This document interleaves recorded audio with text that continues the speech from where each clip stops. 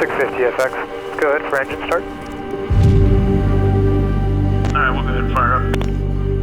Start master. Fuel system panel. Flight controls. Transponders on. Checklist complete.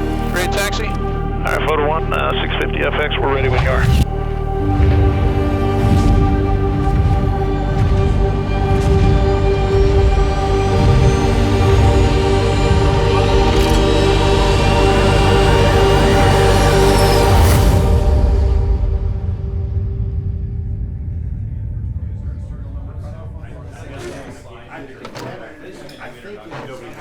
All right, I think we're gonna get started. Welcome everybody. So today, the first thing we're gonna go through is basically formation flying 101, just to get everybody briefed up on calls and coordination that we use to get through this process. Primary, we have 2 airplanes that we'll be doing photo work off of. The B-25 is the first one we'll talk of. And there's 3 camera positions. The nose position, we do some photo work from, and then off the back, there's Paul, he's a photographer. Anyhow, that's where Paul will be sitting in the back, and obviously with his clear view, he can get all sorts of great photos from his vantage point. Shooting air-to-air is a very specialized endeavor, and there aren't that many of us in the world who do air-to-air shoots. In a sense, I'm a director. I'm directing a ballet, an aerial ballet. You know, we're moving, we're changing, we're working with new pilots, we're looking at different backgrounds and all. It's an incredible team effort that has to work smoothly and work well. You know, it's inherently a dangerous situation. And that's why we love flying with great pilots, because I know I'm gonna come home safely and I'm gonna come home with the product. And everyone does the job. It becomes something we're all proud of.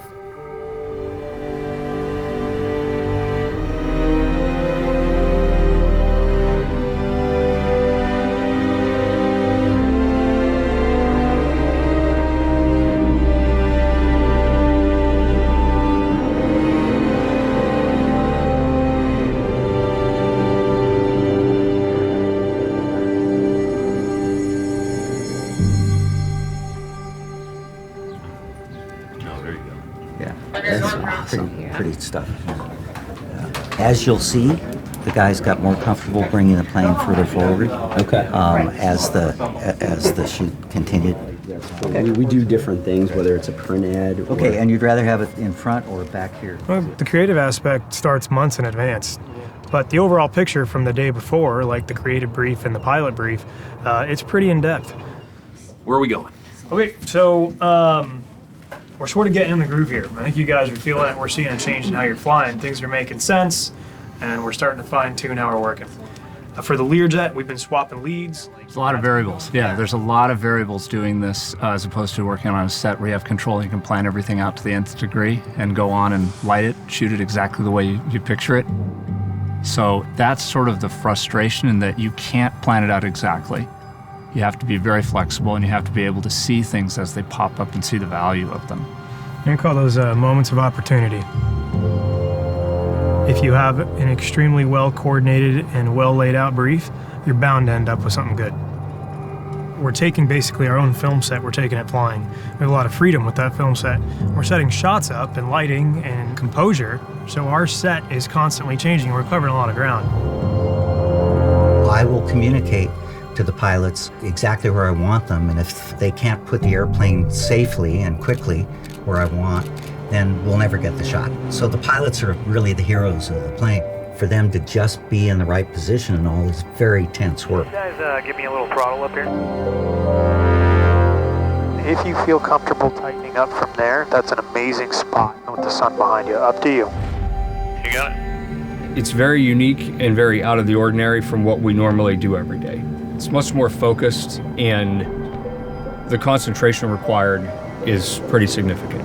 It's still incredible. That thing's pretty big in the windshield, but you take a photo of it and it still looks like it's pretty out. Yeah. People would be like, yeah, you weren't that close. Most pilots spend their careers trying to stay away from other airplanes in the air, whereas we're doing just the opposite. Stay away from San Francisco. Flexjet does not need bridge shots or city shots. We're doing nondescript beauty shots. We don't need a cloud surfing shot or vortice shot, but we're gonna just brief that really quick in case the opportune moment shows up and we're able to get it. For those of you who aren't familiar with it, basically, as the air comes off the wings, it goes out to the side and swirls. And if we dip down with you at our 6 o'clock, gravity will take care of revealing the vortices as we're above the cloud layer.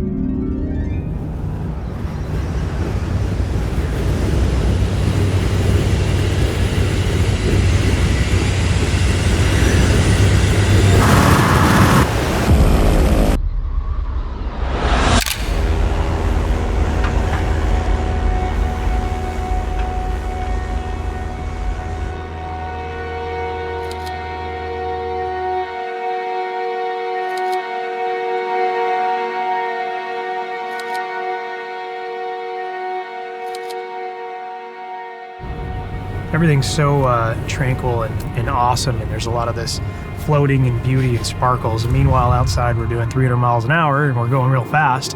It just seems really calm. There's something so romantic about aviation, always has been. It allows you to go places and fulfill dreams and all. It's exhilarating.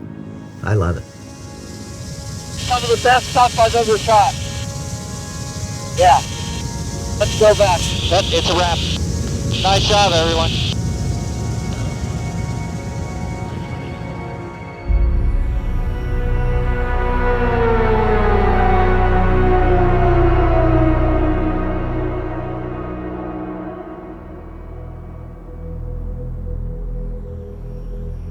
You know, when you're flying, you never get a sense of how fast you're going until you're right on top of a cloud layer and they're whizzing by.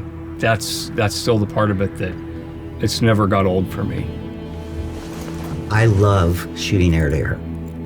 I love the process of being up in the airplanes, seeing things from a different perspective.